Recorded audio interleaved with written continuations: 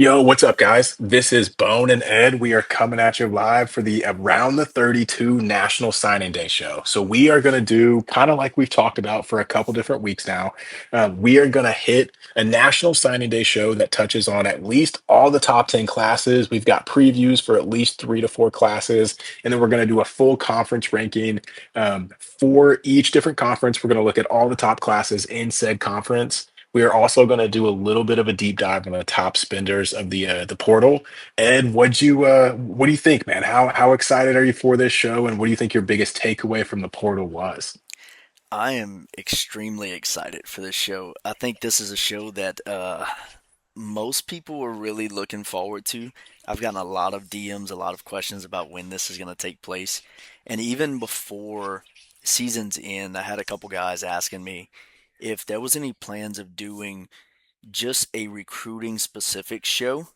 Yeah, Throughout the season, you and I have talked about that a little bit, and we're going to try to hit that for some guys, a couple times throughout the year. Probably not two or three times a week like we've done with recap shows, but no, I'm extremely excited. As far as what I've seen from the portal, I've seen a lot, Bone. I've seen guys that were very, very loose with their money, and other guys that were extremely tight. And you kind of got to wonder how much of that's going to help and how much of it's going to hurt.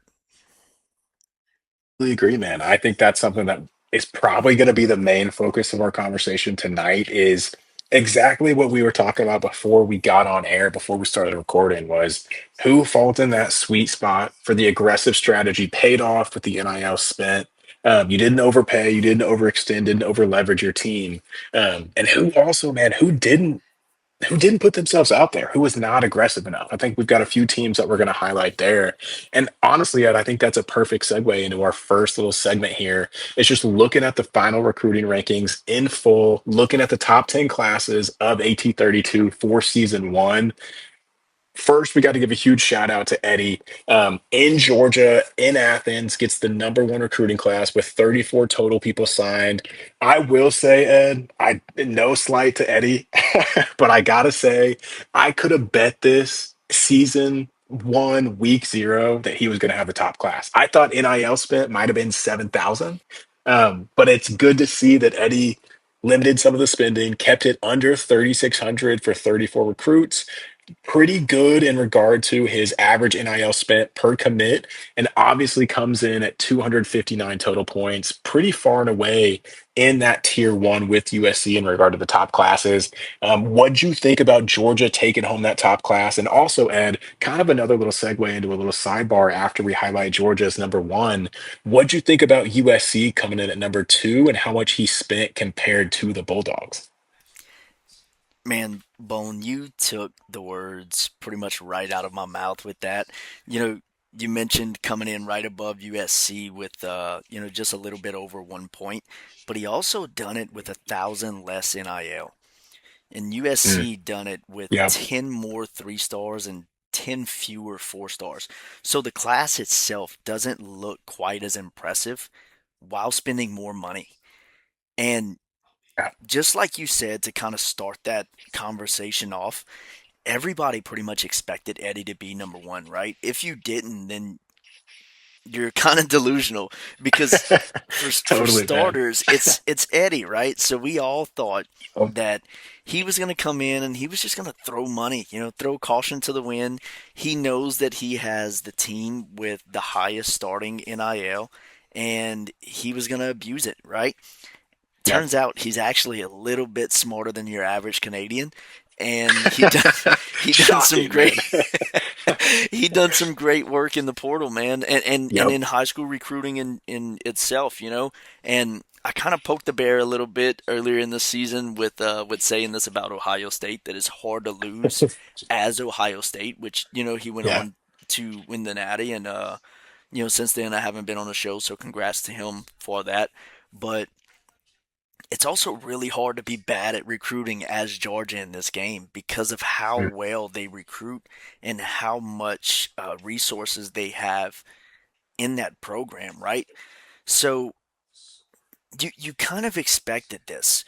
The thing that I'm Yeah. more curious about, Bone, is season two, season three, season four. Can USC, LSU, Penn State, Alabama remain in that top five conversation?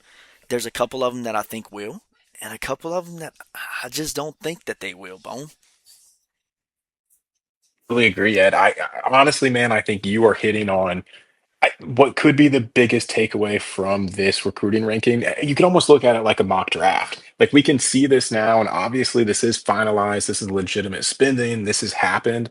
But like you said, Ed, like we might not see exactly how this impacts some of these programs for 2 to 3 seasons. Because to go off of one of the points that you made, what if, let's say, purely just an example, just a hypothetical, but let's say Texas, for example. I'll just use myself. Let's say I go out there, I go 7-5. We have 33 of these commits. Let's say 12 of them enter the transfer portal at the end of the season.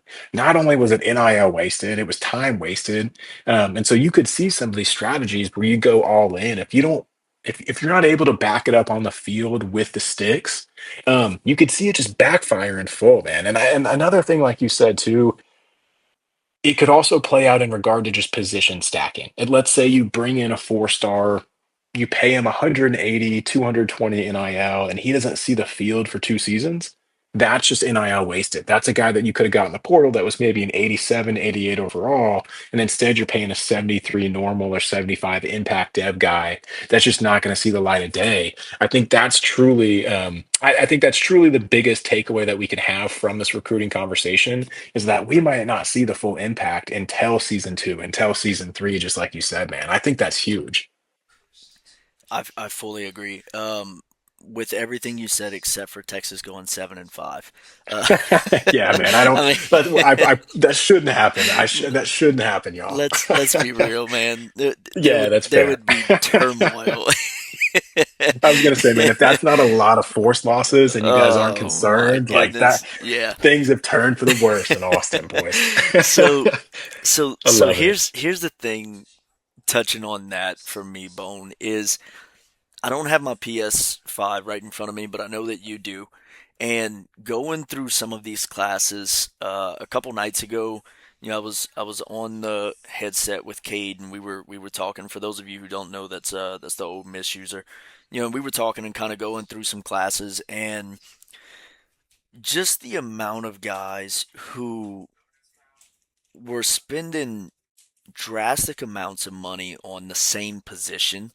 Yeah, Like yeah, man, I don't remember who it was, but there were a couple guys that spent over 1,000 NIL on one position, in the portal, and it's like, dude, yep, to me, you know, if you're gonna, let's say, halfback, because I think that was one of them. I don't remember what team it was, but that was one where it was two or three guys that they got out the portal, and it totaled up to be about 1,000 NIL, and damn, it's like the only way that that makes sense is if you're looking at three different unique play styles and you're trying to right, run a go or running back by committee. If you have a bruiser that this dude is just kind of like Denton Gadosh.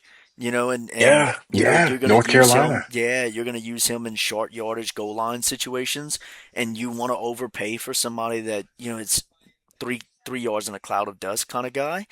Hey, totally, by all means, and then if you got another guy that you want to bring in, and he's going to be your every down, bell cow, and then another guy who you use in mainly passing situations, then it kind of makes sense, right? But if you have three guys who are all east to west, and they're all pretty much the same prototype, same attributes, same year, it's like, what are you doing at that point? right, Like, are right. you just hoarding running backs as a way to try to stop other teams from getting them, I, or dude, yep, are you just not so certain about one or two of them, so you reach on a third? It's like I don't know what the idea is there, but I've seen a lot of overspending on the same uh, position groups, and a lot of overspending on lower end position groups. Like you mm, had some guys that were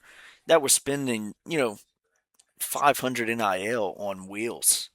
And it's Yeah, like, man. dude, Yeah. you can get a decent wheel for 120, guys. Yes, man. Like, you I know, got one for 10, Ed, yeah, from I damn mean, Delaware, dude. dude, it's ridiculous, and it Yes. makes me feel like some of these guys didn't really do their homework. I don't know about you, Bone, but before transfer portal kind of opened up, I went through every single player's leaving roster for Yep. positions that I needed, and I Totally. scouted.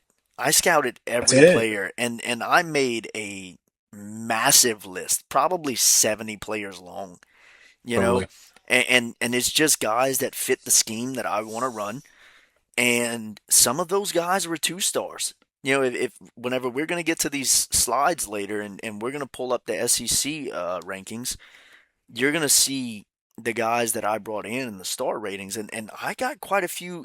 Well, I say quite a few, but I think it was like two or three, two stars, and I Yeah. see right here that you have two twos and one and two ones. But what guys don't realize is in the portal, star rating means little to nothing. You can Oh, yeah. have a great developmental player that's a two star. Right. That's probably going to be better than a four-star is right now. You know? Honestly, Ed, that is it, man. And so let that carry us right into the SEC conversation because I think that's a great way to start this. Is exactly what you were just hitting on in regard to the 2 and 1 stars. Because I think honestly, man, if I'm being fully transparent, this would have been a conversation in college football 25. I might have been hesitant to have because it feels almost like kind of like insider knowledge, like a little bit of insider trading. At the same time, man, I think that's the biggest misconception with the portal rankings themselves is that the rankings themselves are correct. It's not, man. The transfer portal rankings are the biggest um, crock of shit that you're going to see in this game, point blank, period. And I don't mean to single any prospects out, any users out. There was a top 10 prospect that was an 80 normal. That was a 5-star top 10 prospect that got, I think, over 250 NIL spent on him. And rightfully so, because you see true freshmen, you see 5-star, ranked number one at the position, ranked seventh nationally. And in no world are you thinking, well, that guy's going to be an 81 normal. And so I think that's the disappointment of those rankings is that users just innately trust them because the high school rankings are fairly accurate when it comes to that stuff. So I think you hit the nail on the head there. And that goes right into your other point too, Ed. I think that's the biggest thing that you're seeing in some of these classes is some of the best users in this game are signing 3 stars, 2 stars, 1 stars. The reason being is those are transfer portal guys that are ranked lower as most likely incoming seniors on a 1 year expiring contract. They want less because it's for 1 year. And you might have, for example, one of the guys that I signed, I think his name was Gavin Mule from Delaware. He was a 2-star linebacker ranked outside of the top 1500, I believe, if I'm not mistaken, but definitely a 2 star. He's an 82 overall thumper, and I think he has 3 to 4 abilities. And I paid 10 NIL. He was a 2-star prospect, no other offers. And it was exactly because of what you said, Ed. It was just one of those guys that you saw during the players leaving scouting phase that you recognized then he was a good player. You're not looking for the rankings, you're looking for the guys that you scouted. And that's what makes the portal fun, but it also makes it more effective. And so I think that's the one piece of advice I could give anyone when it comes to this. Don't waste players leaving. Scout players leaving. Make sure you know the other rosters. At the same time, too, Ed, I think that's where it's huge being a genuine college football fan. Anyone who's a legit college football fan, you see Nico at quarterback in the portal, and you're like, yo, he's a good player. Bottom line, I know that guy. I know stock rosters, he's a good player. So just familiarizing yourself with who's available, who's out there, not only who's available and who's out there, but how good they are, what's the dev trait, what potentially could the dev trait be. All that stuff is so valuable. And I think at the end of the day, that's where you can kind of disregard those star systems, like you said, Ed. And let me ask you this, man. If we're moving into the SEC conversation, I think that's a good place to start because of how many different teams signed 2 stars, even. Like I see 3 different schools in the SEC to sign 2-star players. What do you think after looking at some of these classes? Was there a class that stood out? Was there a prospect that stood out? Even if it's from Florida, like there's a few guys from your class. The hybrid safety that was a gem was an absolute dog. Like you've got a few guys that definitely could be the answer for this. But was there a player or a certain class that just stood out in the SEC to you as soon as you started looking through some of this? Um, what is that guy's name? He is the quarterback that LSU signed early on from high school. Oh, Breeze. Breeze. Was it Yes, sir. Skylar Breeze? I think it was. I think so. Was an Yep, yep. From Teague, absolute Texas, I believe. animal. Yes, Dogs, absolute dog. animal. And I know that there were a couple guys that you brought in as well. Dude, the kicker. I mean, that is Stupid. absurd. You know, Stupid. uh, 83 overall, dude. Stupid. unbelievable, unbelievable. A couple running backs that you had. I know there was a few guys that Ole Miss brought in that really stood out to me Yeah, on my team. This might be the best recruiting class stylistically that I've probably ever had since College 25. totally agree, dude. Dude, it outlines the type of offense and defense that I want to play. And doing training results yesterday, last night. It's man, I'm feeling so good about this team. And whether it translates onto the field or not is a different story. But just looking at my roster, it feels like the type of game that I want to play. And I'm extremely excited for this new season. As Yeah. far as some of the other guys, I wish I had my PS5 right in front of me, and I could probably turn around and spin my TV and turn it on, and I'm just a little lazy right now. But I don't blame you at all, dude. but yeah, man, there were a few. Something that really stands out to me though, Bone, that is a little bit shocking, and you and I touched on it right before we started this broadcast, this show, is Tennessee with only 16 recruits. Yeah, man. Yeah, 1,630 NIL spent. You know that Tennessee is maybe not one of the more cash strapped universities, but they're definitely not a poor school, right? right. So I don't know if guys realize this or not, but even though you're gonna pay these recruits for the longevity that they're at your school, in that moment in the portal, if you have 4,000 unspent, that does not roll over to next season. You don't just take 4,000 with you. So if you have an year two budget of 7,000, you don't add the four to that. That's just it's gone. You Right. you can't use it. So do you do you overspend on some guys bringing them in? No, of course not. I mean, you never want to do that, but you could definitely get a couple 1 year guys, just to boost your roster for 1 year. And if that's the type of game that you want to play, where you're just constantly refreshing your roster through the portal every season with a couple really stout seniors, you can play that style of game, and you're only paying them for 1 year, so it doesn't matter if their NIL would potentially go up the next season or not, because they're not going to be there. They're going to graduate. They're going to go to the draft. They're going to move on from your team. But with only 16 recruits, nine fours and seven threes, it's got to make you wonder what this season and next season is going to look like for Tennessee. Did he just go after guys that are pretty much needs? You know, Yeah. um, Yeah. I don't know, Bone. And I think that's a really interesting conversation to have because I think it's one of two things. I think it's either a too many swings and misses to predict, and it's just a disappointing recruiting season, or the effort just didn't go into recruiting. And I think it's one or the other, and I think that's something that we've seen both. I think the latter is the most um, disappointing, but also it can destroy a program extremely quickly. if you under recruit at a blue chip program like this in the SEC, um, man, it gets bad quick. And I think the best way to show that is with the recruiting points for the SEC ranking. So if we look at the SEC rankings and we look at the top, I think it's like six schools in this graphic, down to Ole Miss, whatever that is, however many schools that is. Ole Miss on their recruiting class had 225.9 points allocated based off of their ranking system for the ranking system for the prospects they signed.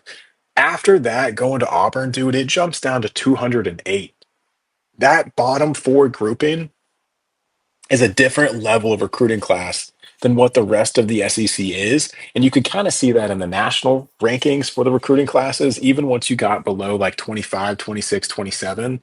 I say all that to say, if Tennessee is recruiting on par with the likes of Kentucky, Mizzou, even a CPU Auburn that brings in 29 3 stars, you're in trouble, man. And I think trying to play catch up in the SEC against the likes of Alabama, LSU, Georgia, Florida, it's a dangerous game, man. I think we've seen that story before, and I think it can get tough quick. I think the beauty of it is that Tennessee's a dog. He's a great user. If it was just swings and misses at the end of the day, you can make up for that in 27 by going out there and winning big games. I think he's more than capable of doing that. It's just going to be interesting to see how that philosophy changes going into season two because it's got to change, right? Yeah, yeah. I mean, you would think so. You would hope Yeah, so. yeah, Because no matter how good you are, if you can't field a good team, it's going to be miserable for you. It's going to be right. so hard to compete. You can have a solid user, but if you're essentially, you know, um, Eastern Carolina going up against, all of these teams who continue to build, and you're just kind of staying back because you're not recruiting well, or you're not doing well in the portal, or player retention. It's gonna be a struggle, and you might win a couple games you're not supposed to just based off of your skill alone, but there's gonna be those few games where the roster just matters. Totally agree, Ed. And I think that's where it's going to come down to who brings in the most dogs. And so that brings me into my last talking point for the SEC that I wanted to bring up because it does highlight my favorite commit in the conference. And I think it goes right to that point that you just made at the end there is whoever has the best players that matters so much. There's a guy that committed in the SEC that I think was slept on. I think I only saw three different users offer him a scholarship in the transfer portal, and it was Mississippi State quarterback Kamario Taylor. Stayed in Mississippi. I know Ole Miss and Cade had the 5 tier pipeline, so he had that hometown um, desire to stay in Mississippi going for him. But Cade committed the points, offered a huge NIL package. I did the same. I actually offered a full 2 times NIL offer for him, had to back out. I truly think if we're doing just a random prediction now, that's my Heisman vote for season two. Is Kamario Taylor, quarterback for Ole Miss, absolute dog, platinum human joystick, really decent accuracy stats, accuracy ratings with that platinum human joystick, with the type of offense Cade runs and the type of user he is. I'm telling you, Ed, that is going to be my Heisman pick going into season two. So had to shout that out to wrap up that SEC conversation. I couldn't agree more. And Kamario Taylor's one of them that I also pursued. Week Yeah, one, I threw the house at him. In dude. week two, Yes. I saw that Cade was I think he was fourth, and I wasn't anywhere on the board. Cade had the five pipeline. I had none. I was like, dude, I'm Yep. pulling. I have to pull out. Same, man. I have to try and find another quarterback while I can. I was the same Uh, way, dude. I was like, get me the hell out of this race. Dude. Give me yeah, DJ Lagway. I can yeah, get that guy. yeah, dude. And look, you were talking earlier. I forgot about that. So you were talking earlier about college football fans. And if you're a fan of college football in general, you should be able to look at some of these guys and be like, oh, well, this guy's gonna be, he's gonna be great, so I'm gonna target him. Yeah, And that was the exact opposite for me with Lagway because I saw Lagway and I'm dude. like, Yeah. I'm like, dude, I am not touching that. I'm telling you, Ed, I respect that. I had this same initial feeling. I told Sticks that. I was like, man, I don't think I want Lagway. I was like, I don't think I want this guy on my team. By the time he was the only guy left interested in me, I was like, it's Lagway season, dude. Like, we're rolling with Lagway. He's my guy. It's crazy how quickly that changed. It was sad, man. I, It's I sad when you got to settle at QB, dude. I needed a quarterback desperately. I don't know if Yeah. many people know this, but I had three freshman quarterbacks on my team last year. Yes, man. Three. The highest rated was a 74 to start the season, and he got hurt in week three. Yep. So so I played the whole season with like a 72, 71 overall freshman quarterback. I was Oh, dude. desperate for quarterbacks. And whenever I saw DJ Lagway, I did not even look at his attributes. I did not look at his skill caps. I didn't look at anything to do with that man. Get his I ass out of here, avoided him dude. like the plague, dude.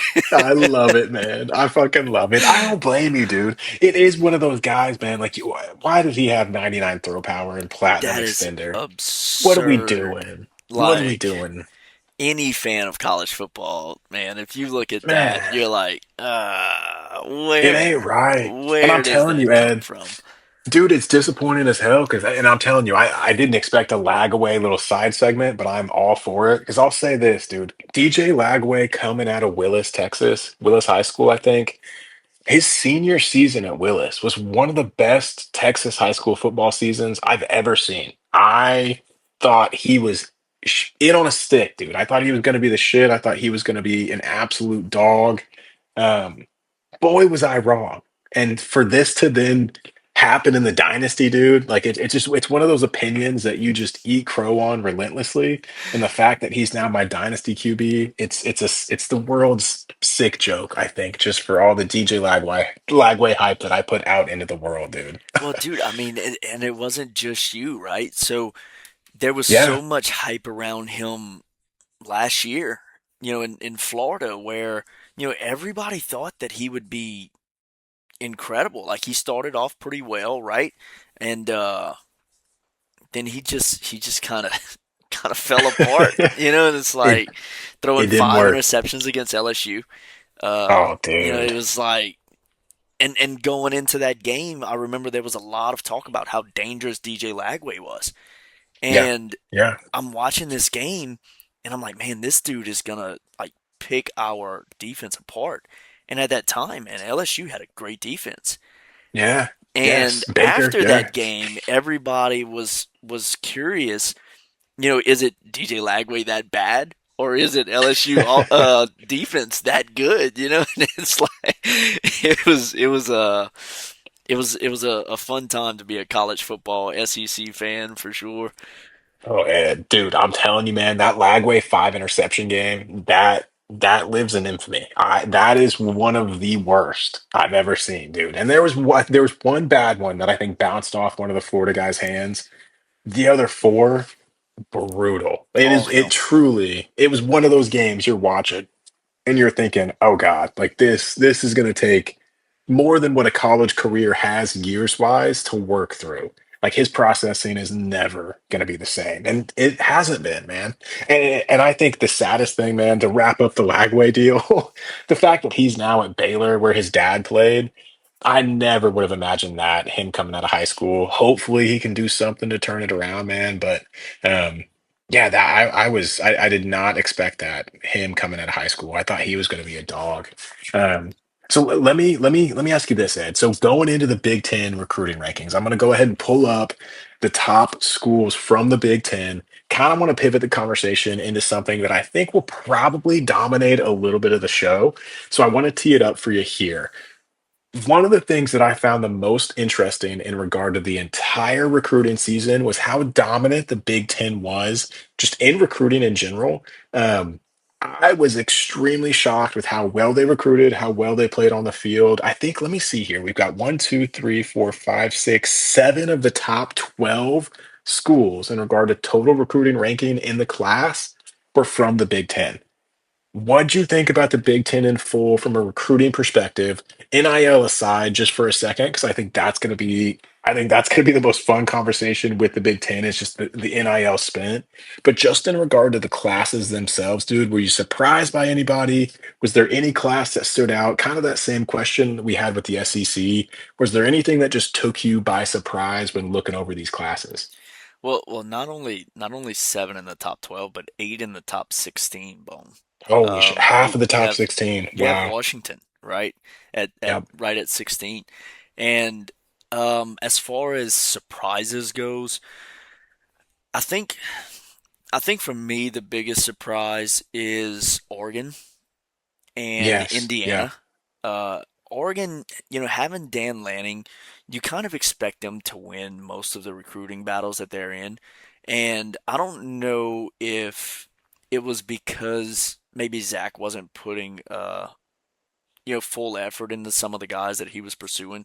But I know I stole a couple of his guys. I think Austin stole a few, maybe Brandon stole a few as well.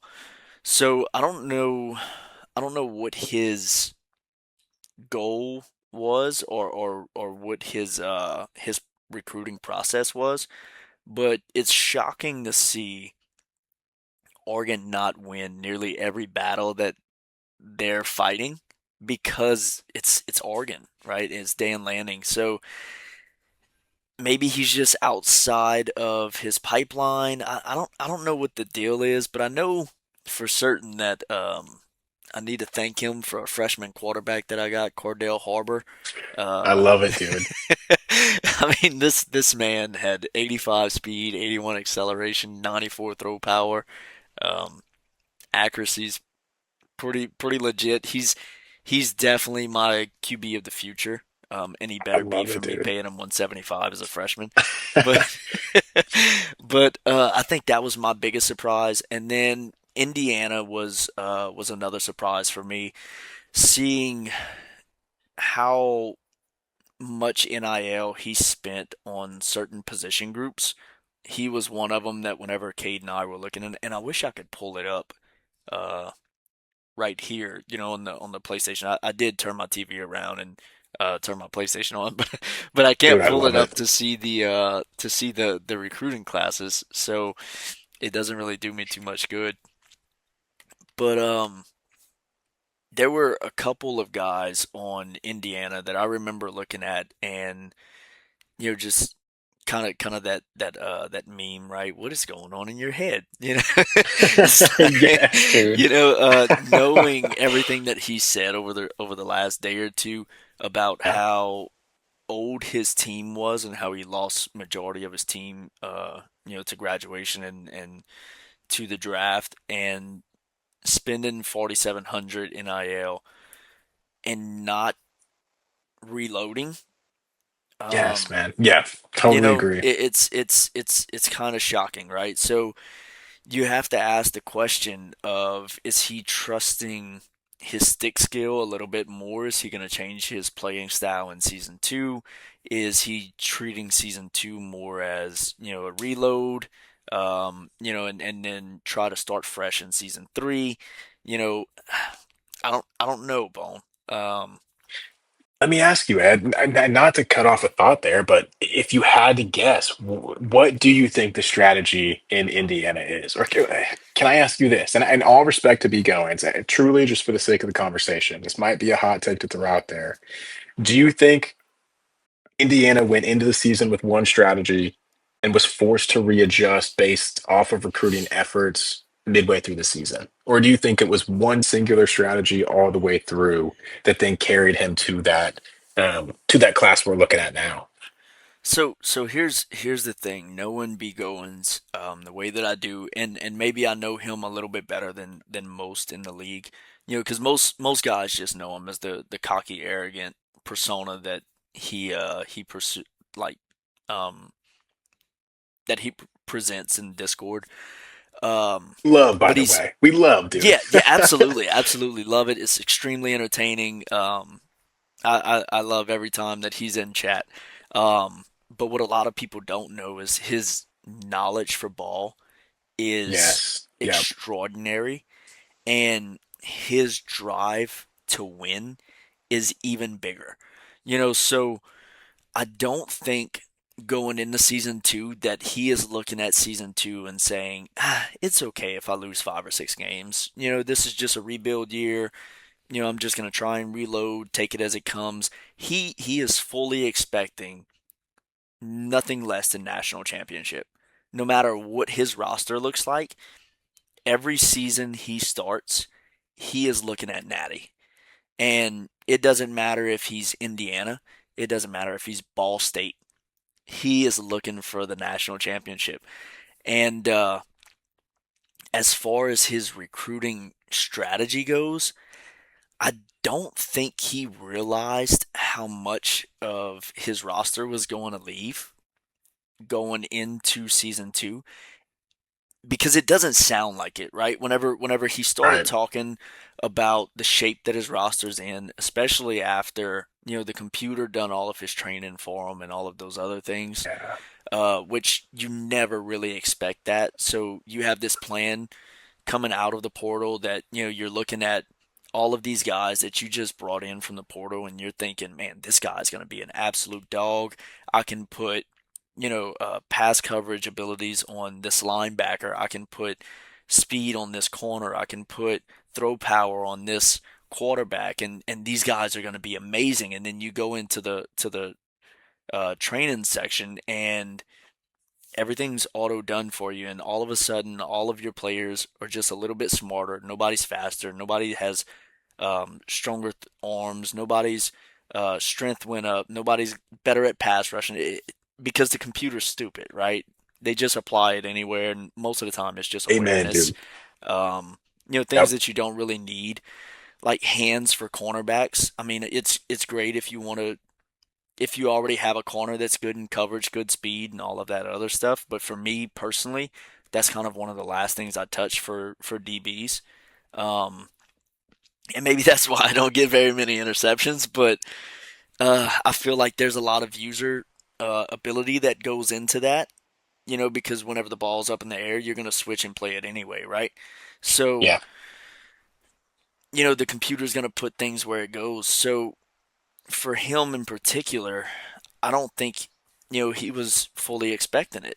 So he's looking at his roster now and he's just saying, "Man, I really got screwed out of a potentially good roster, and now I thought I might have had a great one, and it might be really trash now." So it's a hard break for him, and hopefully he can bounce back from it. I agree, dude. And we'll have this conversation a little bit more in full with that spotlight that we're going to have on the Hoosiers. One thing I do want to say with B. Goins, I think you're right, man. His football knowledge and the way that he approaches the game, none of it's an accident. I think what you said, though, Ed, I think that's the key point. Sometimes just the lack of retention is out of our control and it takes you by surprise, man. I think some people are really shocked by how many guys wanted to stay. LSU, for example, LSU returned the majority of their junior class that could have gone off to the draft, comes back for the senior year. Other guys just didn't quite get that benefit. And I think that's part of college football. And I'll say this: I think at the end of the day, we'll have a little bit of a deeper conversation with Indiana in regard to their money spent. I really loved what he did in the portal, signing guys with multiple years left. I think some of my favorite prospects that he signed: Smith, the quarterback; Walker, the edge player; Surratt at left tackle; Dees at linebacker. They're all transfer guys with multiple years left, which I love. I think that's a huge deal in some of these recruiting classes, especially for the situation that you just laid out, dude. I think if you're in that situation where you need talent for a couple years, maybe high school didn't quite go your way, or even for Indiana, if it did go your way and you just want to keep adding that young depth to make sure you have that base and you're never caught in a position like this again, where retention can play such a vital role in potentially your team overall for the next season. It's a great strategy to have, dude. And at the end of the day, Ed, it goes back to what we always say. If you're a dog on the field and you can do really good with these young players, it's exactly like what Sticks has done with Florida State, what he did with Kansas in 25. Those guys are going to get developed. And at the end of the day, you're just going to be doing them a service by getting impact.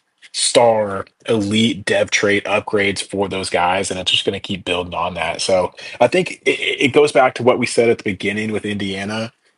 Time will tell. I think with how good of a user he is, and like you said, Ed, with how much thought he puts into this, how much strategy he does put into this, I think it's going to pay off. I think it might just take, it might not even take 2 seasons. We might see him get on a roll with these guys by season, or not season, week 2, 3, 4, 5, 6, even, with the type of user he is. So it'll be interesting to see how that plays out in Bloomington. Another thing that I really did want to highlight, I wanted to save USC and Penn State for that spending conversation that we have a little bit down the road, man. But one last thing I wanted to highlight for the Big Ten, I thought it was really interesting. Just do you think that they actually have the best recruiting cycle of any conference? I think the answer for that is yes.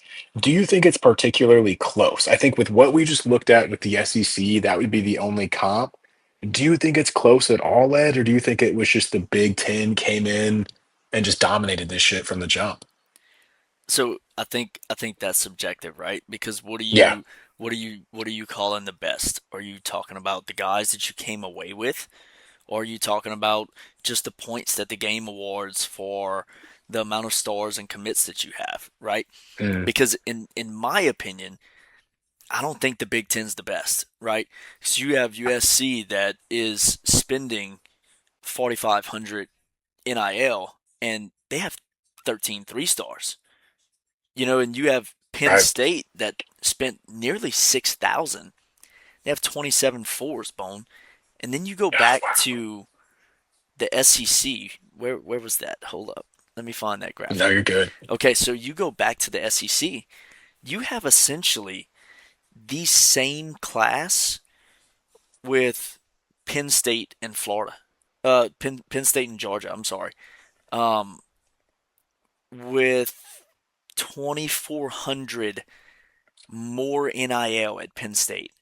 You have Wow. you have one more 4 star, one more 5 star at Georgia, and one more 3 star at Georgia. There's 34 commits compared to 32, and you're talking about the difference of 2,400 NIL.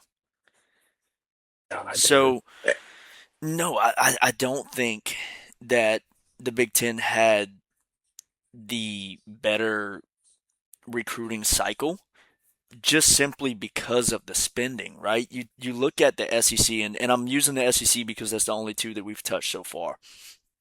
And because that's the two biggest conferences, I feel like for this whole game cycle, that's going to be the two conferences that we're going to see competing in pretty much every aspect of this game. But you also look at LSU, right? 32 commits. They had 4 5 stars. Penn State had 3.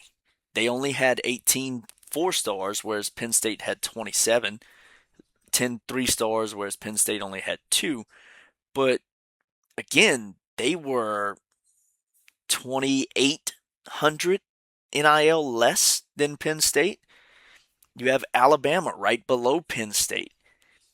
You have 3 5s for both teams. Penn State had 27 fours to Alabama's 21.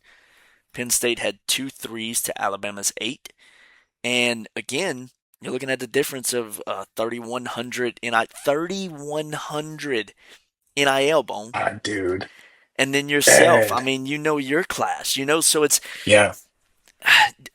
I can't say that the Big Ten had the better class just because of how efficient the SEC was with spending and talent coming in.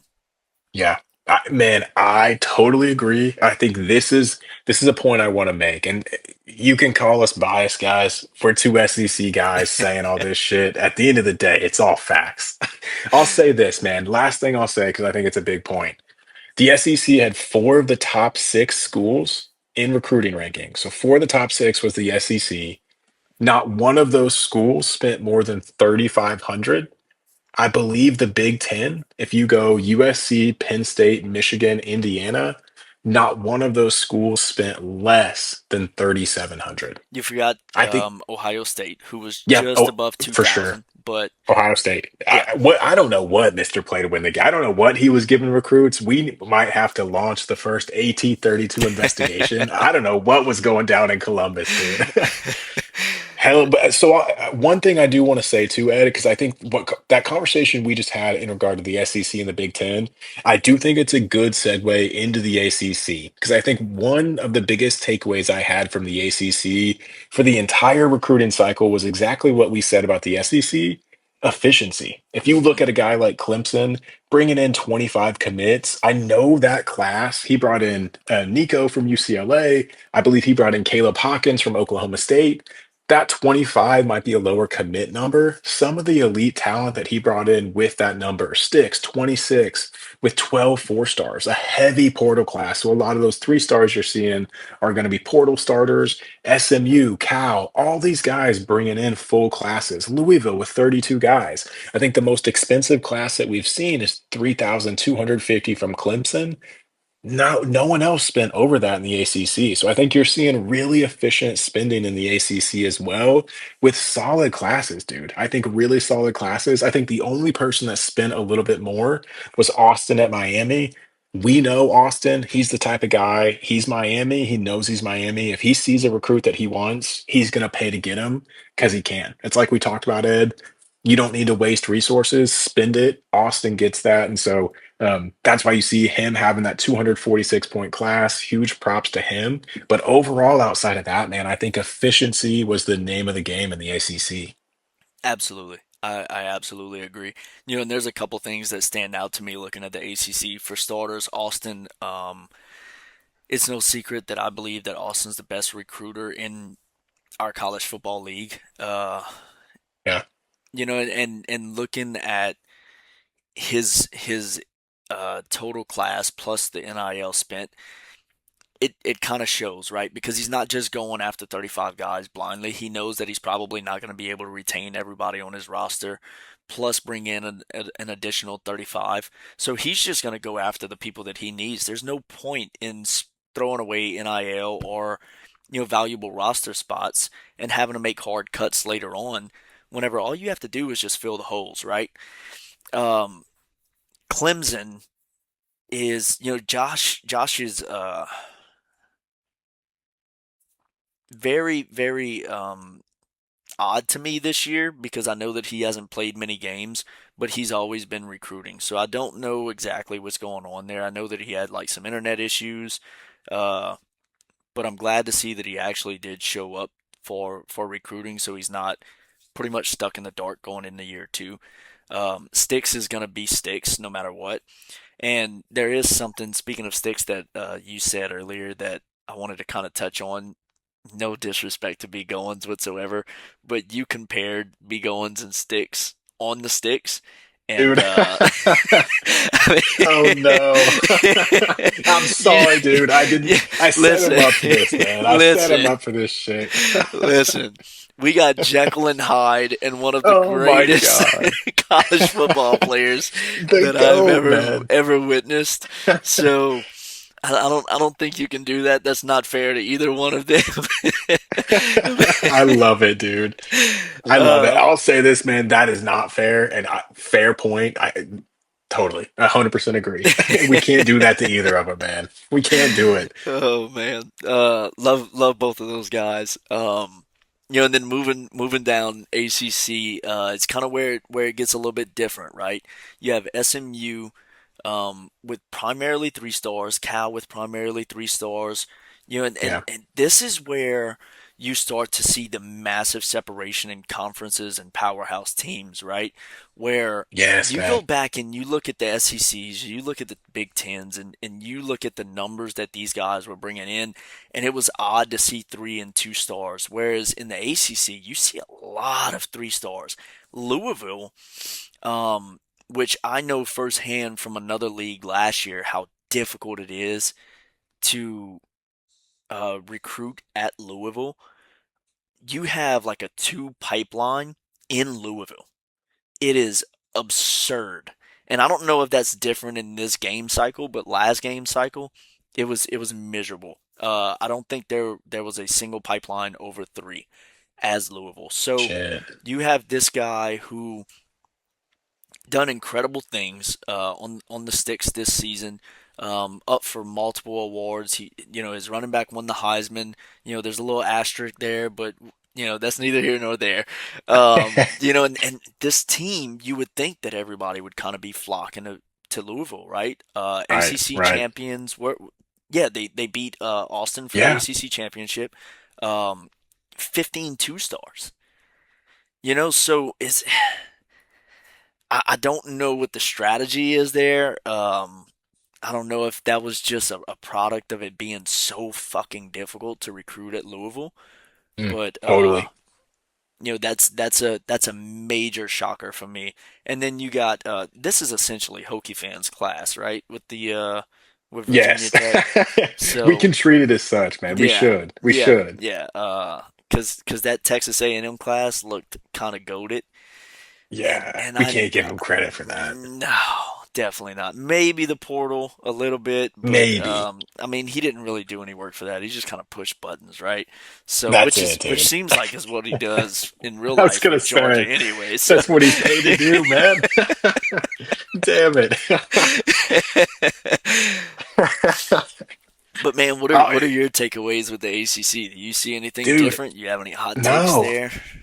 Ed, I totally agree, man. I think Louisville coming in with 15 2 stars completely shocked me. Honestly, that was the main conversation I wanted to have with the ACC. What you said too, man. Austin's always going to have a great class. Josh is always involved in recruiting, so he's always going to put together something.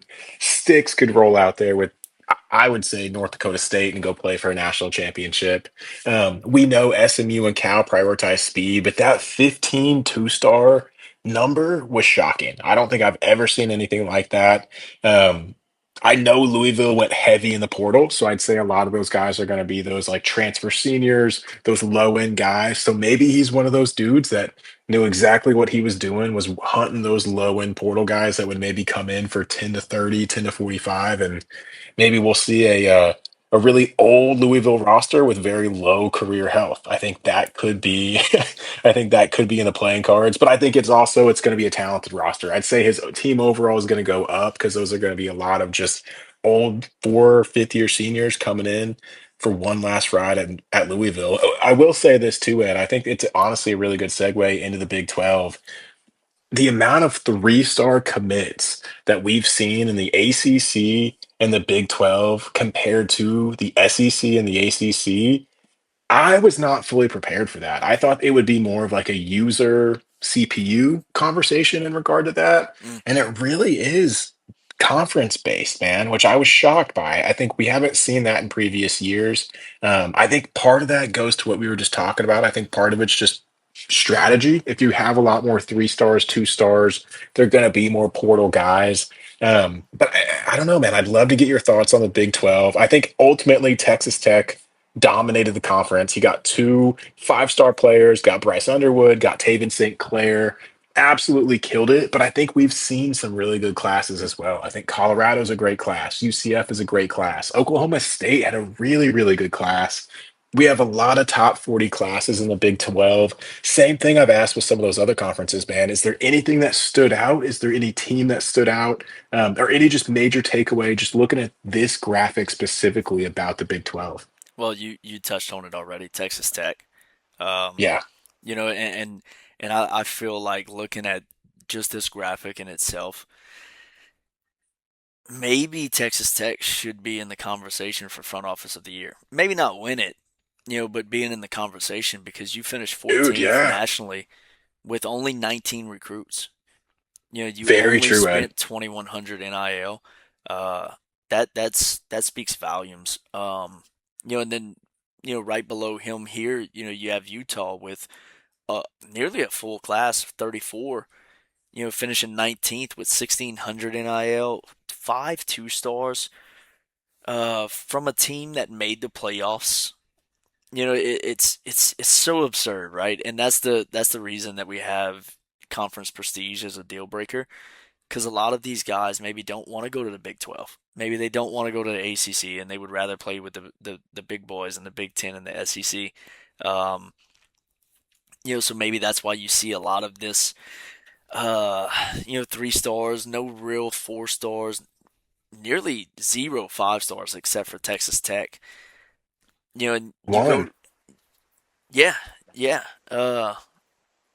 So you go down the line and you look at some of the user teams, and like you said, I was expecting a lot more out of some of the user teams. You're thinking that the user teams in general are going to have better numbers than the computer teams will.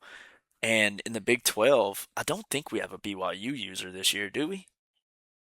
Which is a damn shame, dude. With that view, that pipeline, and that NIL budget, it's a damn shame. Because you're right, Ed. They out recruited a handful of users by Yeah. a chunk. Yeah, I mean, you have Colorado, UCF, OK State, Houston, Yeah. all below BYU and by large margins, Right. you know. Right.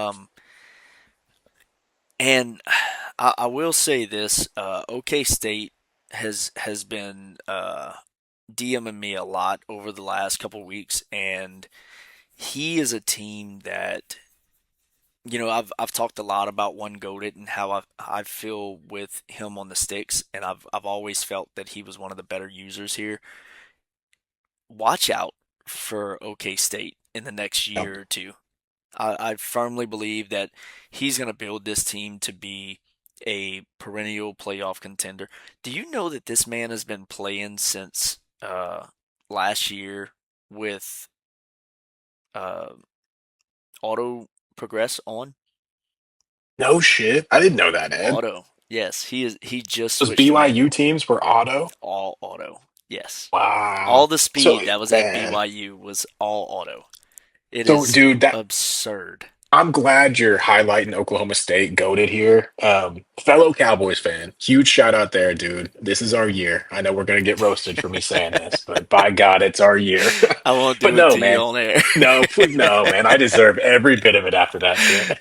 But I'll say this, man. He deserves all of that. What he did at BYU was absolutely incredible. There's no doubt in my mind he's going to be able to do that at Oklahoma State. Him keeping Drew Mestamaker, I think, is probably going to be the best quarterback in the game for season two. Totally agree more, dude. Everything that you just said, I echo it. It's the underdog pick for the entire dynasty for season two is Oklahoma State. I think you're spot on, man. Spot on. Bone, he has a cornerback coming in. Watch out for this kid. He Oh is man. I'm telling you, if it lives up to the attributes on paper, this we could possibly be talking about in a month's time as defensive player of the year.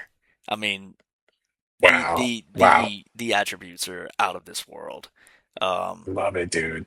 Unbelievable. It's the user to utilize that right, which I love. Like he gets a guy, he's gonna play well, dude. And I think that's the cool thing about Oklahoma State. I think if he gets that overall pushing up to the 90s, dude, like it could be prime Mike Gundy, Brandon Whedon, Des Bryant type shit coming out of Stillwater. I mean, there's no ceiling to what he could do down there. Absolutely, absolutely. And a lot of people don't know this, and I don't know if you know this, but whenever I moved UL to the Big 12, I think it was Yeah. my first season there. Him and I played towards the end of the season, maybe conference championship game, and he absolutely destroyed me while getting his hair twisted. Like That's disrespect, dude. while getting his hair twisted, Bone. That's amazing, dude. That story deserves to go in the Hall of Fame. Oh my We should just put goodness. that goddamn story in the Hall of Fame, dude. He had Oh he my had god, he's one the best, receiver there dude. that it like blow the Yeah, what top was off of his a name, defense. Ed? I don't Landry remember, man. something. Yes, last name was Landry, if I'm not Yes, mistaken. Yes, yes, he went in the Hall of Fame, yes. I think, or at least was highly nominated. Very close. I think he did, but if not, very close. I'll say this, man. This conversation too about him, it's a prime example for the Big 12 in full about why any of these guys can go have a year. Like if you're UCF, if you're Colorado, if you're Utah, if you're Texas Tech, like we've seen Reese do it all the time. If you're Houston, And if you can develop one of these classes like Goated did with BYU, get a few elite dev guys, a few star dev guys, keep them, go get a couple portal guys, like what Indiana did in real life.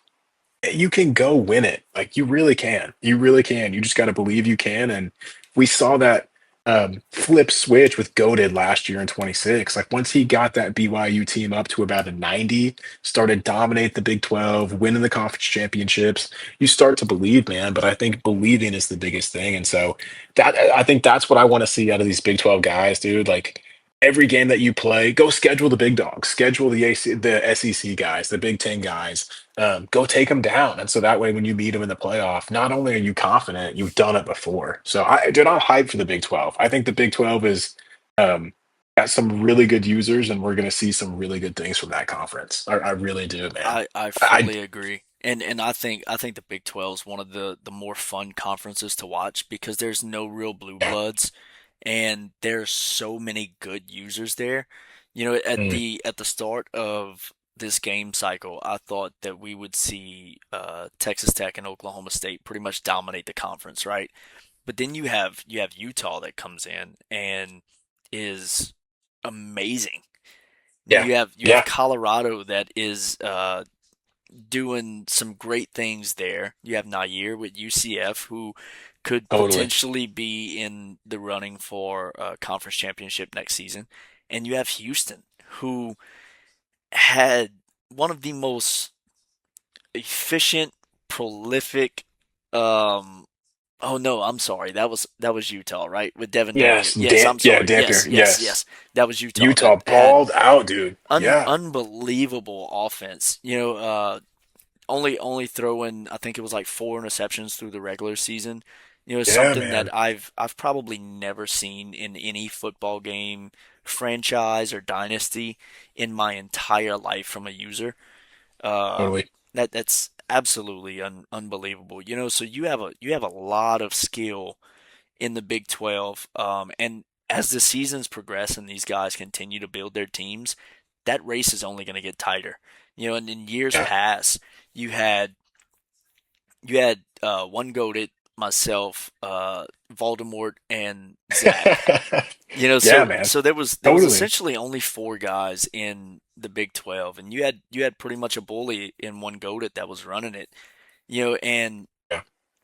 in this game cycle, I mean, dude, you could potentially have a different champion every season. Yeah. I totally agree, Ed. I think you're 100% right, man. I'll say this. I think we'll see a national champion add the Big 12 at some point this cycle. I think with the users there, having pipelines in Florida, bases in Texas, in Oklahoma, um, I'm telling you, man, I think we'll see a national champion there. And speaking of national champions, first I want to say this, man. Nobody can tell us, Ed, that we don't talk Big 12 football. Where we probably talk more Big 12 football than any damn college football show out there, dude. Absolutely, absolutely, yes. But I hate to say it for the Big 12 guys. That'll do it for the Big 12 segment. We are going to move on, man. This is something I do want to hit on real quick. So I thought, Ed, we could do our four spotlight classes. Just move through them quick. We'll rip through a couple questions, a couple of our quick, just key takeaways from each class. We're going to spotlight four classes. We're going to spotlight the national recruiting champions. So Georgia with the number one recruiting class. We're also going to do a little bit of a deep dive real quick on the three biggest spenders. But first, Ed, I wanted to start with the Georgia class, man. It's the number one class. So this graphic that we've got up now, I think it really just kind of like shows the highlight of the class itself. The one thing that I wanted to highlight with the Georgia Bulldog class was actually the edge, Nick Miner. I know that was a guy that me and Eddie battled back and forth over a little bit. He ended up being an elite dev edge player, absolute dog. Vasher was an absolute dog. I believe the number one ranked player in the class. Both of those guys should be 5 stars, by the way. Should be a correction there. Hmm. The interesting thing about Georgia, man, that I will say is CJ Bailey is most likely going to be the starting quarterback. How's that going to go compared to Gunnar Stockton? Less mobile. The number one guy, though, that I wanted to highlight on this entire thing is down there at the bottom in the class segment, Samuel Jr. at corner. One of my favorite players in the portal, dude. I believe he had platinum layout, so he makes the more acrobatic catches. Had a crazy build to get more abilities. If you're playing Georgia, be careful throwing the ball with what he did at corner. Getting Wells at corner out of the high school class as a 5 star was huge. And that safety out of Iowa, I think, is like a 90 overall. So Eddie definitely deserved the number 1 class spot. And like you said too, man, he did this in a very efficient manner. Yeah, yeah, for sure. You know, and as we progress through these top classes and the big spenders, I want you to keep an eye, Bone, on how Eddie spent by position groups. You know, so you have the Yeah. number one high school recruit in Vasher, and he only spent Yep. 190. You know, as a Sam, and then you have the 57th ranked quarterback, which everybody knows that quarterback's a little bit more um,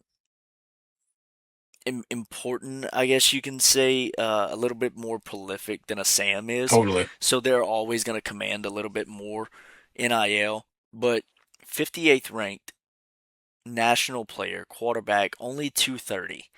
You know, and as we progress through some of these classes, you're going to see that number by position group goes through the roof. You're going to see Yeah. guys that are spending well over 190 for a Sam out of high school, and it's not the number one ranked guy out the class. You know, um, and whether that's a testament to Georgia being Georgia, or Eddie just sticking to his guns and saying I'm not going to overpay for anybody, I don't know, but Totally, man. it's that's the big difference maker in my opinion that separates Georgia as the number one recruiting class from everybody else. It does, Ed. I totally agree. And I think one interesting thing, honestly, let's dive right into USC. Let's just go to the next one because I think it brings up a couple interesting points here. USC only missed out on the top class by 1.5 of a point. So I think it was 1.5. It's not a half point. They missed out by 1.6, and they would have been the top class. Obviously, spent 1,000 more, but it goes right to the point you were making, Ed, about positional value and how much they were spending per position. Doug Glennon, I think, is a prime example. And again, it goes to what you were just saying too on the latter part there about is it luck? Is it just knowing what you're doing? I think it's a little bit of both because I think you've got a guy like Glennon. I scouted Glennon. I went after Glennon. He was a 5 star. He looked like a really, really good player. I wasn't able to see a dev trait, but when we were able to get into whatever the last stage was, when you could view rosters and see your rookies, Glennon, I looked and was a 70 overall. Mm, He's getting paid 210. Probably isn't an elite dev with that overall. Probably an impactor star. You're paying 210 for him. He's probably not going to play Ed for like 2 seasons versus a guy like at Georgia, Nick Miner, who is an elite dev 5 star player that you're paying 160. Same thing with Tyree at tackle. I was able to get 2 different star tackles, pass protectors, gym players, combined 2 of them, I believe, for less than 200 NIL. Some of the spending that we've seen is just, I think, for the sake of the battle and making sure that you're getting the ranking, not just the best player. And I just think that's a dangerous mindset to have.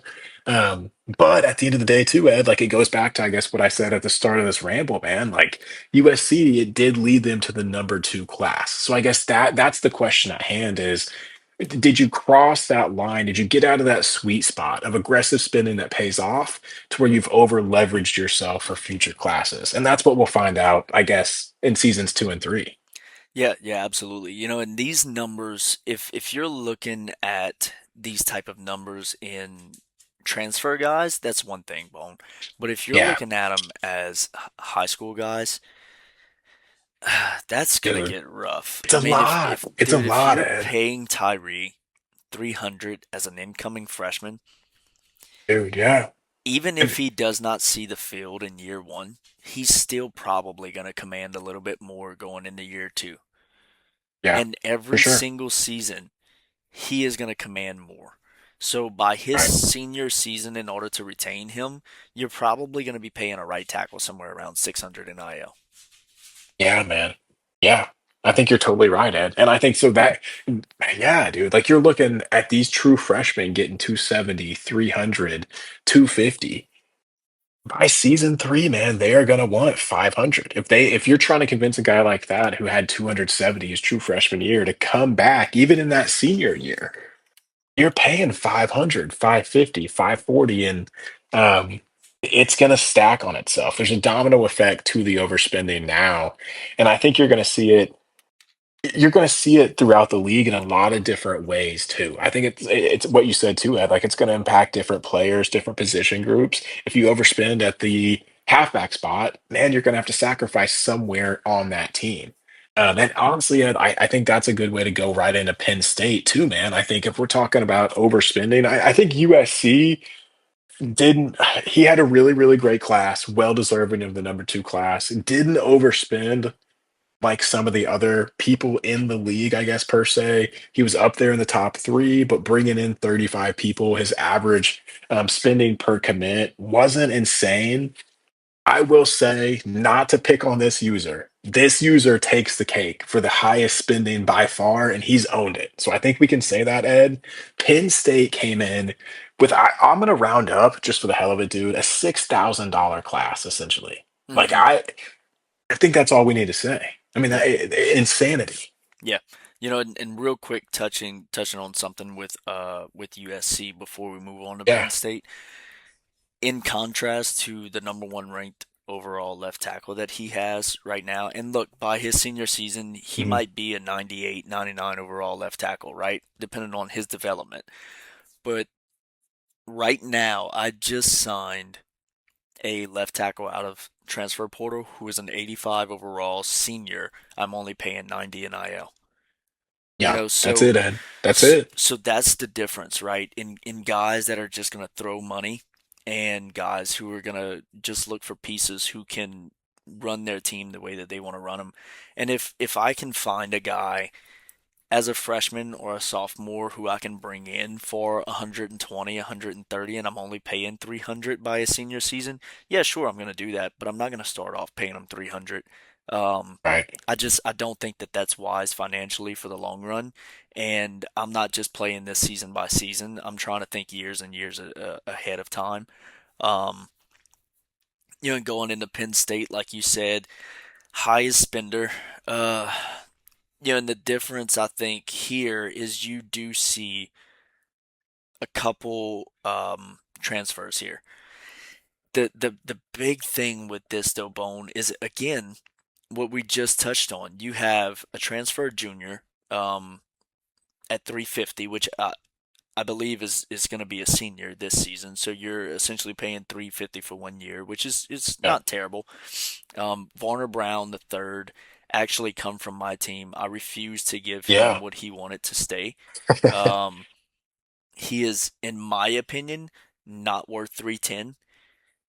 Uh, I think his overall was somewhere around an 86. His speed was a 91 or a 92.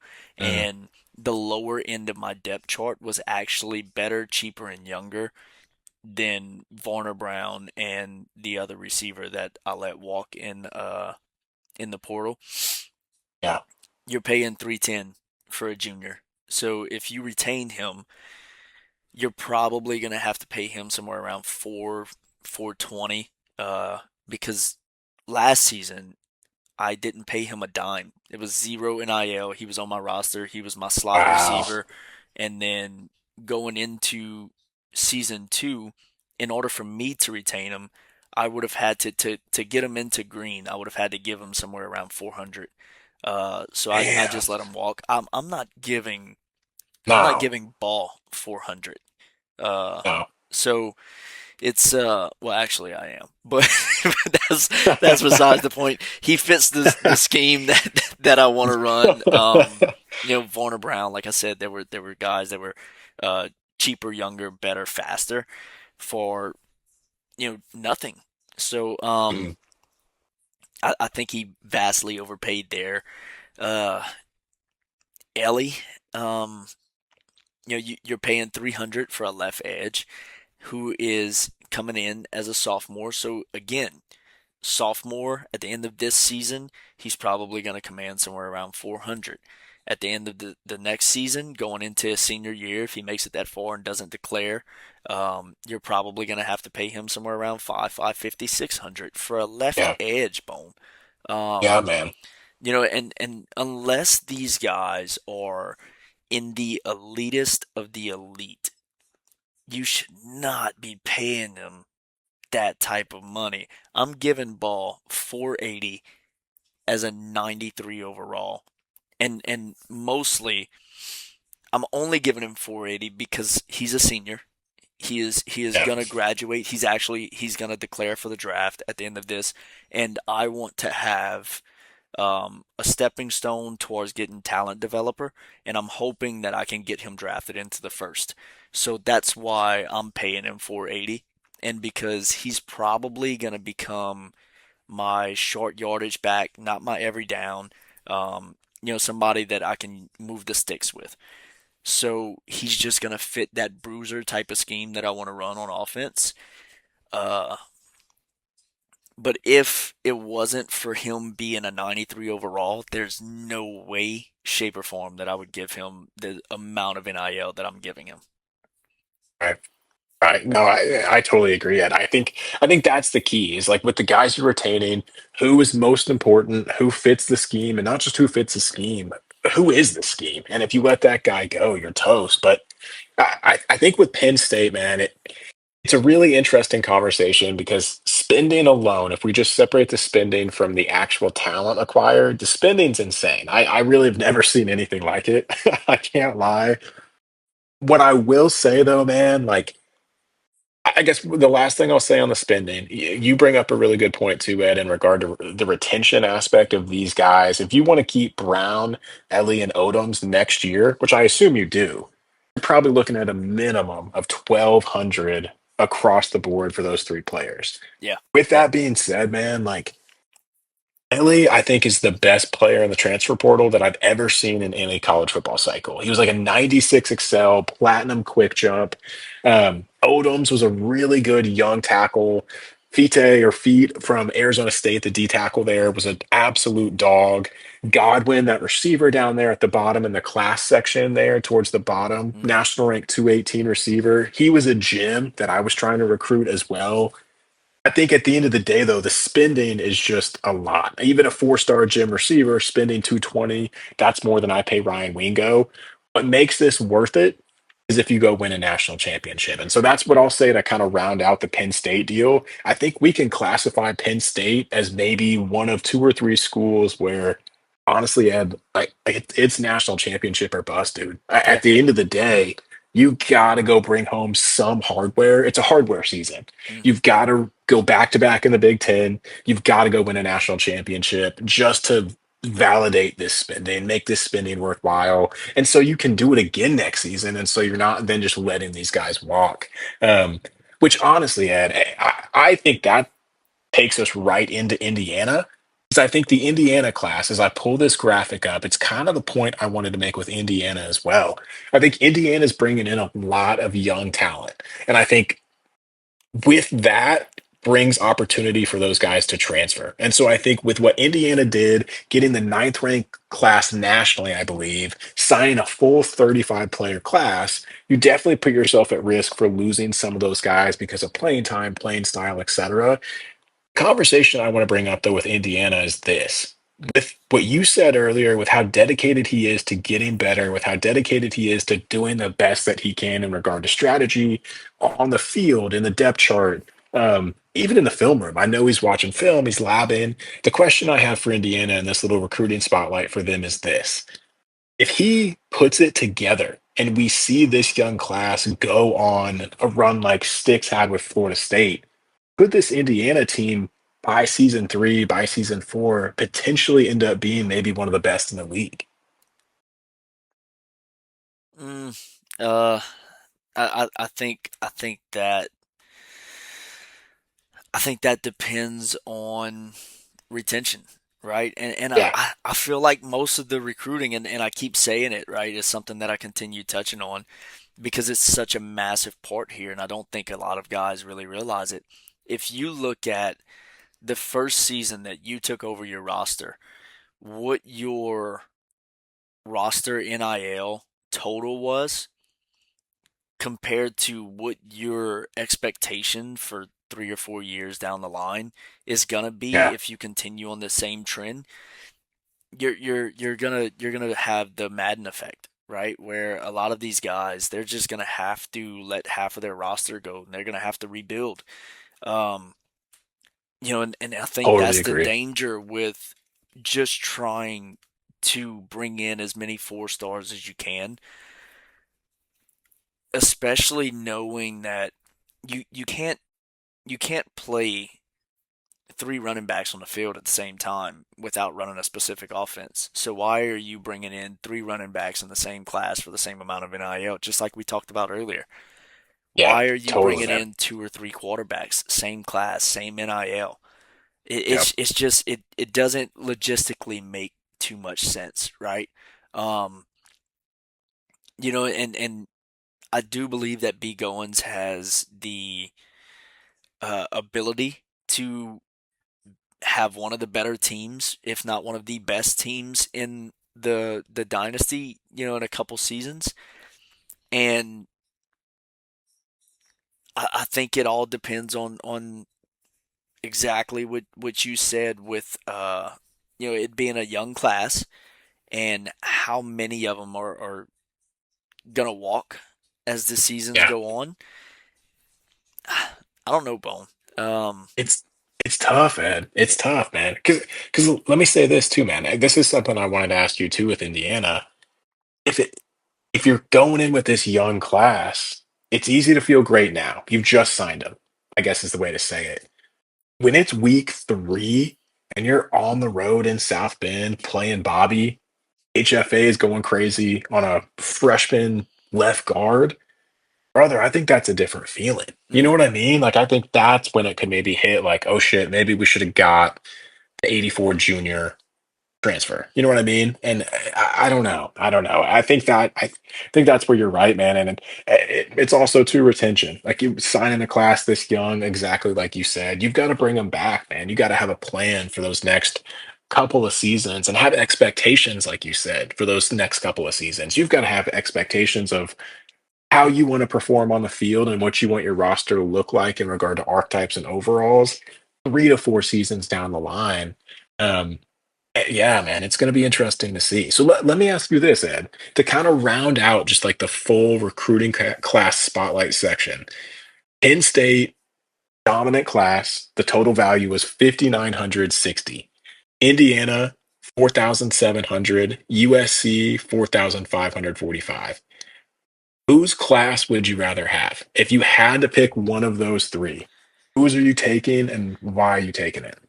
um, or are we talking about just for the season, or are we talking about for the longevity? I say we go longevity. I'd say let's say next just that full recruiting cycle. Let's say for the next 3 seasons, you've got to stick with that as like your baseline season 1 recruiting effort. I think I'm going Penn State. Dude, I think I am too. Give us the 6,000. I totally Yeah, agree. yeah, If we're doing it, at least give me the best. yeah, yeah, for sure. Yeah, And the totally agree. reason for that choice is they spent on a lot of really good. You could probably argue borderline elite talent, right?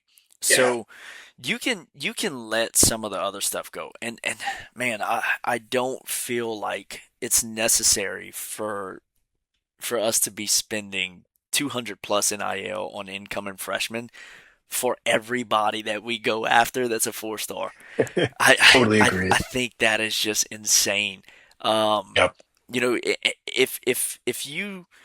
if you were scouting that way, where you're thinking that a four star is just automatically going to be the better player over a 3 star or a 2 star, guys, Mhm. development's a thing. Yes, dude. you Yes, can, man. you can develop players in this game. I don't know if y'all realize that or not, but we just got through Absolutely. the training results portion of the all season. Um, Ed. Dude, I swear, and people forget, bro. We run 10 seasons. Like Yes, we have time, yes, y'all. Like yes. this ain't going nowhere. You Like can focus, develop, you got time. you can absolutely develop. And what's the Yep, difference in winning a natty in year two and then having to scrape and scratch to get back into the playoffs for, year four, five, and six, as opposed to consistently being in the playoffs for, you know, year one, two, three, four, five, and then finally breaking through in year six, seven, or eight. totally. To me, I want to be competitive for the long haul. And just looking at these three rosters, I think Penn State gives you that better leg up to do it, just because of how good some of these guys are that he brought in from the transfer Yeah. portal. And the high school guys, you can cut if they're not what you thought they would be, right? You can let them go after the season. You don't have to pay them, continuously. Uh, but everybody's a national champion in the offseason, right, Bone? I Dude, that's it. Hey, 0-0, dude. We're all undefeated. We'll take that. mean, We will live by that right now, boys. And up until week 0, we're all undefeated. That's it. absolutely. And I totally agree, Ed. Give me Penn State exactly for what you said. The best talent, the best overall talent, and they're there for a couple years. I think the spending's going to be crazy, but man, they're going to be there for at least a couple seasons, and it's going to be a hell of an effort. I think honestly, man, it's a good way to kind of wrap up that little recruiting class spotlight. Is just saying like spin big. At the end of the day, the class that we still like the most is the one that costs 6,000. I mean, it's what it is. But if you're gonna spend it, give me the best. I think that also kind of is a nice little segue into the top 10 guys in each class. Ed, this really is not a huge conversation point. I really just wanted to get this up on the screen so people could take one look at it. Maybe we just have it for like a record. At least each season to have the top 10 high school players, top 10 portal guys. Real quick before we skip by this, man, is there anybody that stands out? And before you say, I do want to highlight at least one guy, and you mentioned him earlier. It is Skylar Breeze going to LSU, man. I think that guy's an absolute dog as a prospect, and the Breeze name going back to Louisiana. I mean, are you kidding me? Like Yeah, that's beautiful, dude. yeah. Beautiful. I love it. As a Louisiana guy, LSU fan, Saints fan, whenever Brandon dropped that commit in the commits section of the Discord, I went absolutely insane. Just the, like you said, the fact of Breeze being in LSU, and Yep. being as amazing as this player looks to be. I don't know if Brandon plans on starting him year one, but I feel like you kind of can, just based off of the measurables that we've Yeah. seen. Uh, and if you don't, I mean, dude, you have a potential 4-year starter there. And if you don't know by now from listening to to this segment, anytime that we're going to talk about recruiting and team building, retention is my favorite fucking word. It's the takeaway, dude. Dude, it's That's our takeaway. I'm the type of guy that I want to build my team. I want to develop my Mm, players from day one. And I use the portal to plug holes. I don't build yeah. my team through the portal. I build them through high school recruiting, and I plug holes in the portal. I only go after five or Amen. seven guys in the portal, and they have to be difference makers. They can't be depth players for me. They have to be somebody that can come in and start day one. Um, so for me, yes, Skylar Breeze is definitely one of them.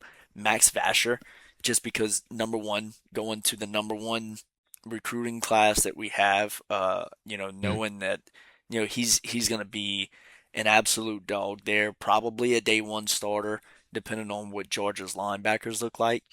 And Michael Fasusi, I'm guessing is how yeah, you man. say that.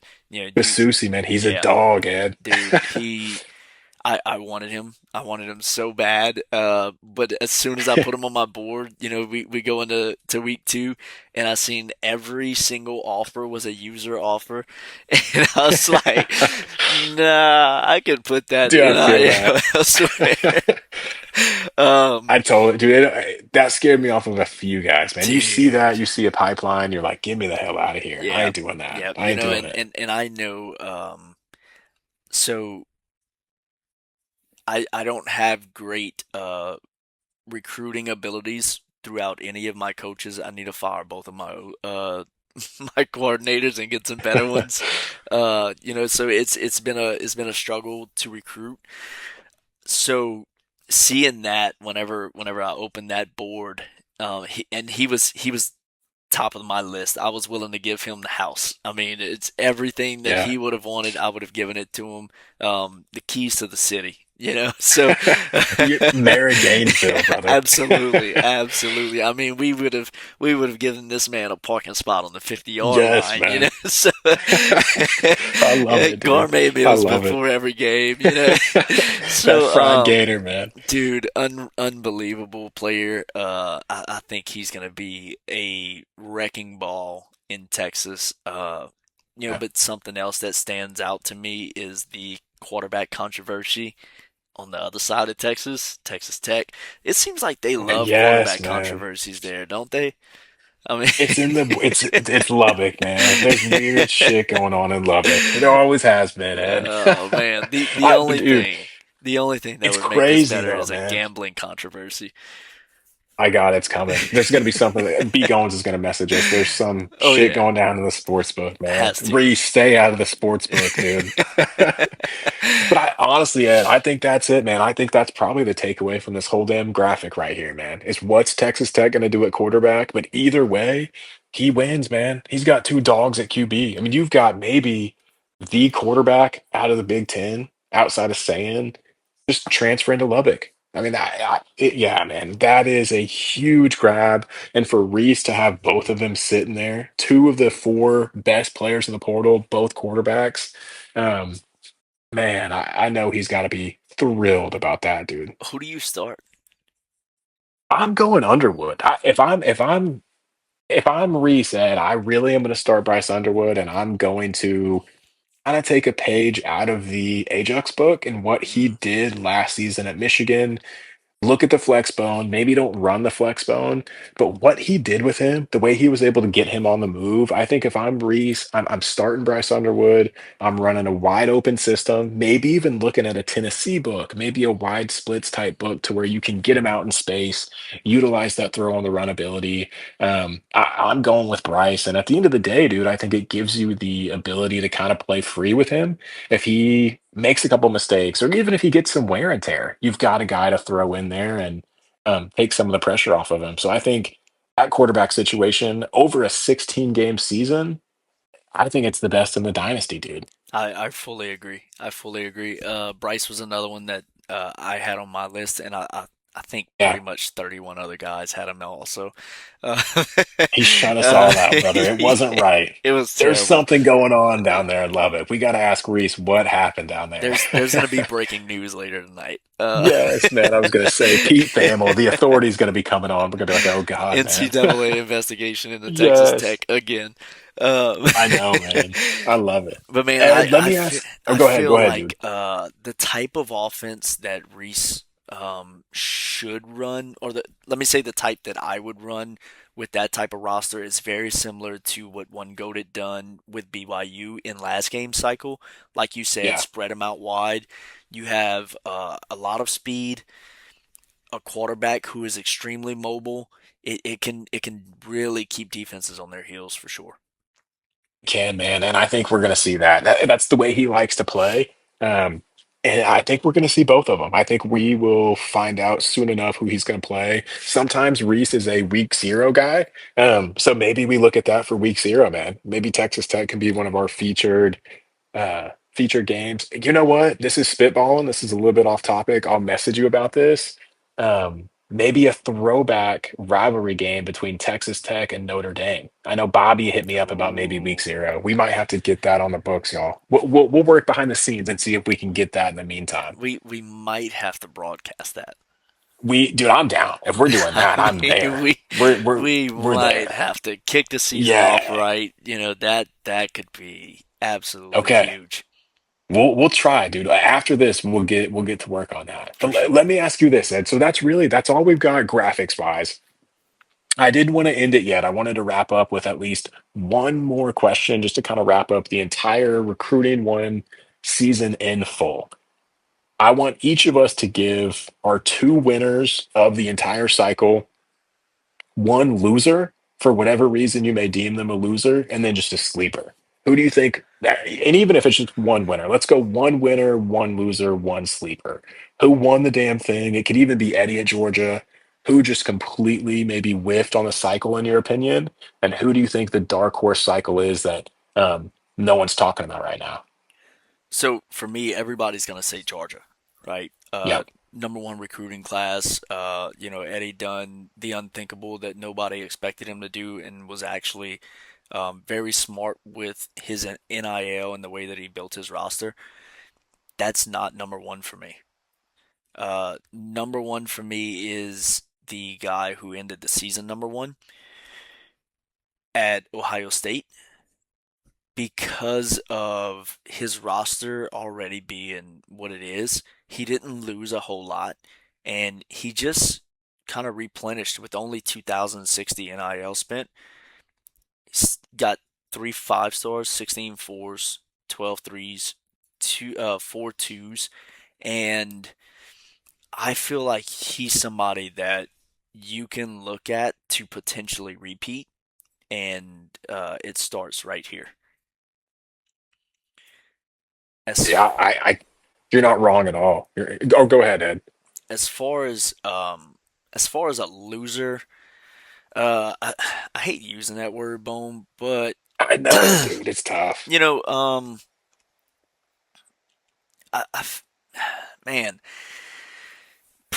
Or providing even that, what you would have done different, Ed. Maybe a class that you would have shaped different for whatever reason, even outside of a loser. well, providing that it's anything different than just what's on paper, because I didn't get a chance to look at this class. It's something that we talked on earlier, but it's Louisville for me. Yep. Completely missing, after the year that he had, the talent that he had on his roster, and I know that he lost a couple big pieces, was able to retain a few more big pieces, but walking away with the most 2 stars out of any other user team, it's just it's a massive miss for me. Like I said earlier, I know how hard it is to recruit as Louisville, so I just don't know what the thought process was there, what the goal was. Um, why not load up more on 3 stars than 2 stars? If it's just depth pieces, I want the best depth pieces I can get because of injuries in this game. So for me, if there is a quote unquote loser, it would have to be Louisville in the recruiting cycle. And as far as dark horse goes, Bone. I mean, is it really a dark horse if I say Sticks? I mean, Dude, I don't think so, Ed. I think you can say it. I think you can definitely say it. is it Dylan really? Edwards, man. Dude, I'll say this, man. I was shocked that I think it was ranked outside of the top 25 in the in-game rankings, which 29. that's shocking, man. Because I saw that class. I saw that class firsthand, and I'm telling you that Seminole class is different, y'all. Sticks getting Dylan Edwards, that's not good. I mean, That is not good. dude, this is a man who entered the season saying, "Hey guys, we're rebuilding. We're not Yep, looking yep. for a national championship push, not even thinking about playoffs." and then goes on to get one game away. You know, it's like, One game away, dude, get out of here. You know. dude. It's not right. Welcome to my world, y'all. It is something different, man. I think you're right. I think it's fair to say that as a dark horse, Ed. I think, man, if I had to throw out a winner, a loser, and a sleeper, I'm with you. I'm gonna. Georgia has had his celebration. I'm gonna throw out a different winner than Georgia. Call me crazy, man. I've got two classes I want to highlight for winners here. Actually, I think this is tough. This is tough. I'm going to stick with these two guys. I think what LSU did in Baton Rouge, I think is really special. I think for what he did for the NIL that he spent, it deserves to be shouted out because some of the guys that he brought in, bringing in your elite five-star quarterback of the future, your elite corner of the future, bringing in some of those key pieces with a dominant portal class is huge.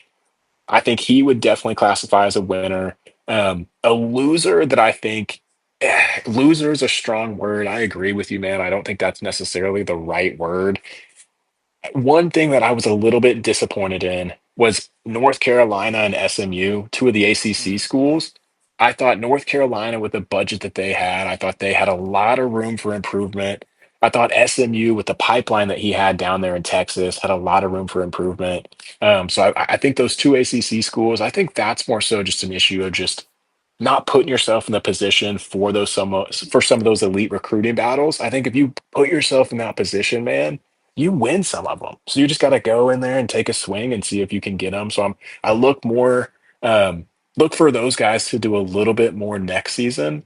For my sleeper, Ed, I'm gonna be honest with you, dude. I'm keeping it in Florida, and I'm saying you. I think what you did in Florida with that recruiting class, having the identity that you had with a tough team, it is huge. You brought in two of my favorite safety prospects in the entire game. Olave, three-star gym, free safety hybrid. He was a three-star player that you got for, I think, less than 50 NIL. He's a gym with 93 speed straight off the bat, 74 zone coverage. It's a dude that could come in and be a sub linebacker immediately. Loved what you did with the Florida team, dude. So I'm going to say the Gators out of Gainesville is my sleeper. I definitely appreciate that shout out. I will not argue against it. Dude, I'm telling you, Ed, it was a great class, man. There's one other school I did want to highlight too. Mo State. I thought what Missouri State did coming in and just, I think I was messaging with that user because, like I said, he used to run with us back in the day, way back on some of our old Madden leagues, like Madden 17, 18-ish. And so he was coming into a 55 overall roster, stuck with it, actually got some really good portal additions. And so, excited to see what the Bears do, man. But I'm telling you, Florida, y'all are a team to watch next year, dude. I think that Florida LSU matchup is going to be potential game of the year material. It's what's going on in Gainesville is legit, dude, without it's a doubt. it's always a fun game whenever Brandon and I play, no matter what the teams are, what league we're Yeah, in. Our styles are so similar. I think I'm gonna mix it up on them a little bit this time around. So love it. Brandon, I know you're listening. Be ready, baby. And I'm telling you, man, we'll get that book for game of the week right now, man. I'll book that tomorrow when we get these schedules locked in. Love it, man. Dude, Love it. I'm telling you, man, I think that's a pretty good place to wrap for the recruiting show. Did you have any other closing thoughts? Anything else you wanted to shout out at the end of season one? I can't believe it's over, man. One season in the books, recruiting done. We'll probably see half of these guys in the portal next year. Yeah, yeah. I think so. You know, closing thoughts from me, man. I just think that a lot of guys. By the way, Bone, this is an hour and 41 minutes. We said we were gonna keep it at Dude, 30 or 30 45. minutes. I know. My outline's we fucked. we we get to talking and there's no stopping, Oh, man. it's tough, man. It is. There's so much information, so much to digest. Luckily the guys they enjoy the longer shows and they love what we bring Yep. to them. And shout out to them for enjoying this as much as we enjoy giving it to you guys. Um, Yep. but as far as recruiting goes in itself, my final thoughts are pretty much everything that I said in a nutshell. Uh, you know, you guys just you have to remember that this isn't like it was, last year in 25. There's a bigger element at play here with NIL, and it's a great thing, and it's a terrible thing as the years progress. Uh, I am a big advocate for, like you mentioned in Discord a couple times, not stacking certain positions. If you're gonna pursue, and look, there's one thing. It's one thing to put a couple guys on your board that's the same position. If you're trying to fight for a few, but if you end up with three high school running backs that are all, pretty much the same, you're just doing yourself a disservice. Uh, I think that there's a lot more NIL being spent than is necessary on some teams, and on other teams, I feel like it's not being taken as seriously as it maybe should, and you're going to start to see both ends of that spectrum really come to a head in year 3 and 4. You're not going to see it this season because everybody's building for this season, right?